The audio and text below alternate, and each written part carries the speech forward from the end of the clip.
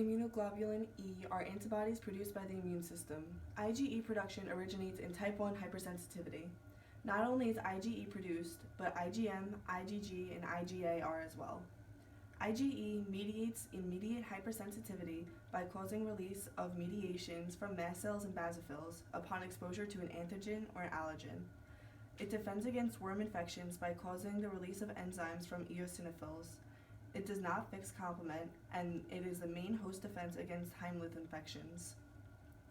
If you have an allergy, your immune system overreacts to an allergen by producing antibodies called immunoglobulin E. These antibodies travel to cells that release chemicals, causing an allergic reaction. This reaction usually causes symptoms in the nose, lungs, throat, or on the skin. Each type of IgE has a specific radar for each type of allergen. That's why some people are only allergic to cat dander, meaning they only have IgE antibodies specific to cat dander, while other people have allergic reactions to more than one type of allergen. That's because they have more than one type of IgE antibody. IgE is only found in mammals and it's synthesized by plasma cells. The monomers of IgE consist of 2 heavy chains and 2 light chains. IgE-mediated food allergies cause a child's immune system to react abnormally when exposed to one or more specific foods such as milk, eggs, wheat, or nuts. This type of food allergy happens immediately or within minutes because IgE is floating around the bloodstream. It's most common in young children and usually occurs at younger ages but can eventually be outgrown. The most common food allergies are milk, eggs, soy, wheat, peanuts, tree nuts, fish, and shellfish. These foods can trigger anaphylactic shock, which is where the whole body has an allergic reaction.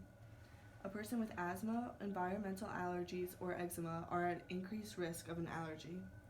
When IgE works as it should, it identifies a trigger, which could be a parasite or other harmful item to the body, and it tells the body to release histamine. Histamine causes a cough, wheeze, or hives. IgE can also react to proteins or food proteins once they are ingested and absorbed and enter the bloodstream. The specific food will then cause symptoms throughout the whole body. Different parts of the body can experience different symptoms. On the skin, you can experience hives, eyes, there could be tearing, redness, or an itch. Nose, you could see clear discharge, itch, or congestion.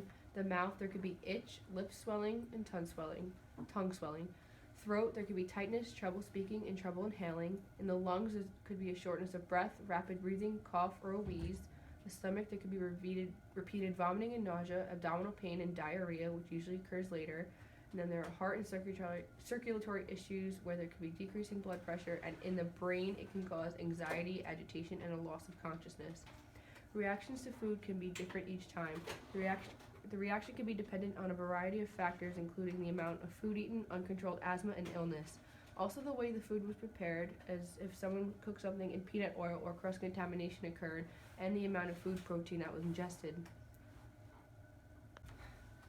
Diagnosis of the allergy is determined by an allergist, flare of eczema, a pediatrician who will recommend you to consult with a specialist, and they will usually recommend testing.